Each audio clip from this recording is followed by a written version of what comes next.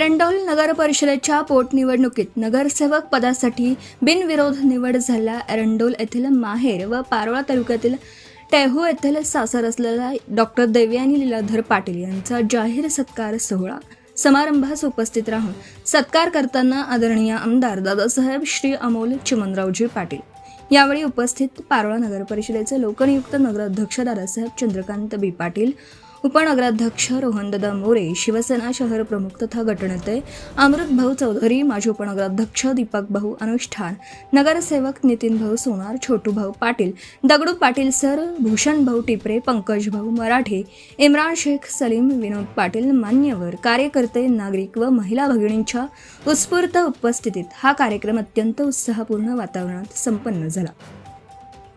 Doctor Devyani Patil यांना पुढील वाटचालीसाठी मनपूर्वक शुभेच्छा देत त्यांच्या कार्यकाळात प्रभागाचा सर्वांगीण विकास हो ही सदिच्छा व्यक्त केली।